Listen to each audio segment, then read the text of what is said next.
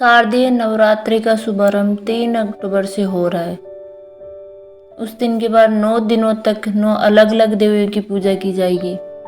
शास्त्रों के अनुसार नवरात्रि के पहले दिन माँ शैलपुत्री की पूजा की जाती है। शैलपुत्री माता को उमा, सती और हेमवती आदि नामों से भी जाना जाता है। माँ शैलपुत्री का वाहन वृषभ है।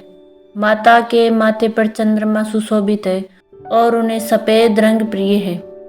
इसलिए माँ शैलपुत्री की पूजा में उन्हें सफ़ेद रंग के ही वस्त्र, पुष्प और गाय का घी, मिठाई अर्पित करें। मान्यता है कि विधिवत माँ शैलपुत्री की पूजा करने से जीवन में शांति और सुख समृद्धि का वास होता है। वही माँ शैलपुत्री के पूजन के पश्चात मंत्र जाप, आरती और कथा पढ़ना भी जरूरी माना गया है। तो आइए जानते हैं माँ शैलपुत्री की कथा।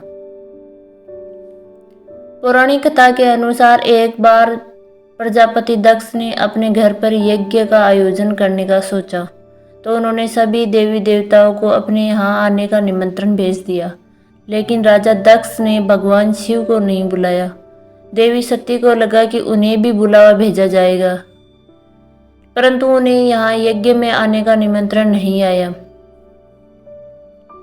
फिर भी देवी सती को उस यज्ञ में जाने का मन हुआ, लेकिन शिवजी ने उन्हें मना कर दिया। शिवजी ने सती को बोला कि अभी उनके पास यज्ञ में जाने के लिए कोई निमंत्रण नहीं आया है, इसलिए वहां जाना ठीक नहीं होगा। फिर भी देवी सती ने उनकी बात नहीं मानी। बार बार यज्ञ में जाने का आग्रह करने के कारण भगवान शिव ने उन्हें जाने की अनुमति दे दी। फिर देवी सती जब अपने पिता राजा दक्ष के यहाँ पहुंची, तो जाकर उन्होंने देखा कि अपने पिता के यहाँ कोई भी उन्हें सम्मान और प्रेम के साथ बात नहीं कर रहा था। वही देवी सती की अन्य बहनें भी उनका तथा शिवजी का मजाक उड़ा रही थी। स्वयं देवी सती जी प्रजापति दक्ष ने सती का अपमान करने का कोई भी मौका नहीं छोड़ा।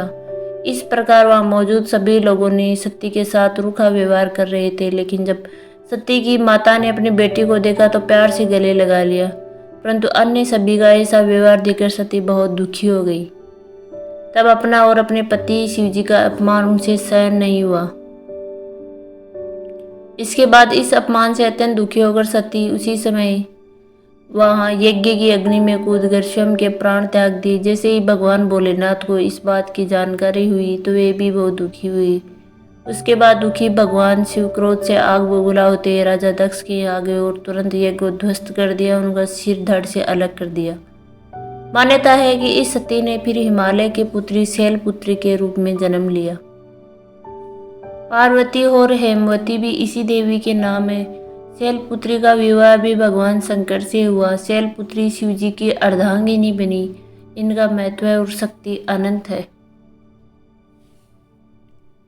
जय माँ दुर्गा।